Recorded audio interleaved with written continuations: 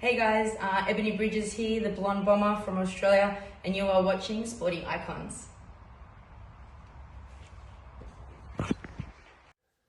Now, I'm sure a lot of you are already aware that Eddie Hearn, Matchroom, DAZN are planning on putting on shows in Australia. They plan on making Australia one of their many boxing hubs around the world, which would be one of the many reasons why they've signed fighters such as Sky Nicholson, Ebony Bridges, Demsey McKean, and so on.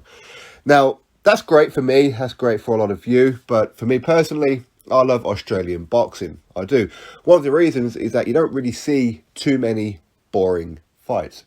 These guys and girls love to fight. These boys and girls in Australia don't really tend to turn fights down. You don't hear too much about an Australian ducking a fight. Something that I think some people here in the UK, over there in America, some fighters need to take a leaf out of their books, honestly. Now, I was watching an interview earlier on today conducted by my very good friend Stephen from Boxing UK. So big up Steve. Now, he interviewed Lucas Browne. Lucas Browne, this past weekend on the George Kambosos Devin Haney undercard, defeated, should we call him a rival? Maybe. Obviously, Lucas Browne is from Australia and Junior Farr is from New Zealand. Okay. Now, Lucas Browne knocked out Junior Farr in the first round. Arguably, the fight should have been stopped a little bit earlier than what it was, because when Lucas Browne hit him right in the ear hole, Junior Farr was doing all kinds of breakdance moves on the floor. At this point, the referee should have just ended the fight, but he didn't. He allowed Junior Farr to carry on, and Lucas Browne ended him. Now, since then, of course,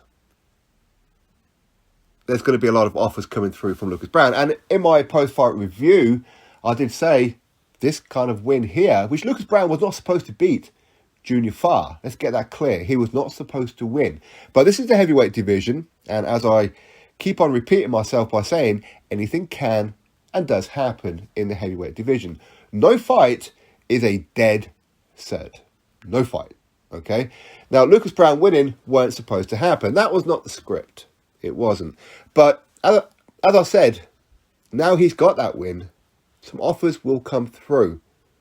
They will.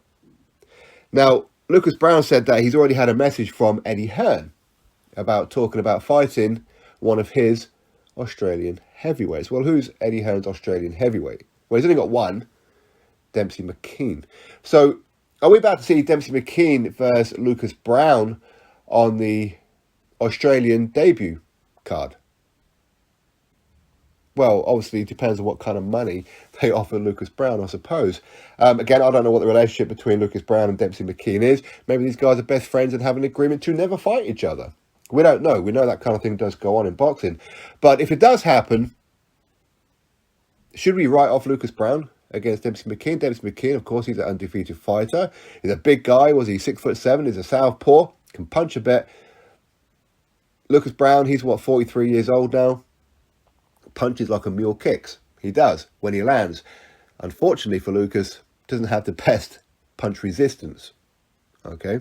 That's not a dig at Lucas Browne at all. So as I say, go check out that interview with my pal Steve from Boxing UK. That link to that will be in the description box. So go give it a watch. And Lucas Browne, he's speaking about other potential opponents, Alan Babbage, Fabio Wardy, a rematch with Dave Allen, and whatever else. Okay, and he come across as very realistic because he's not talking about going on and becoming a world champion again. Of course, for those of you who don't know, Lucas Browne is a former WBA regular world heavyweight champion when he defeated Ruslan Chagaev. But of course, there were controversial issues in that after that fight and whatever else. But going forward, him against Demsey McKean. I mean, imagine if Lucas Browne defeats Demsey McKean.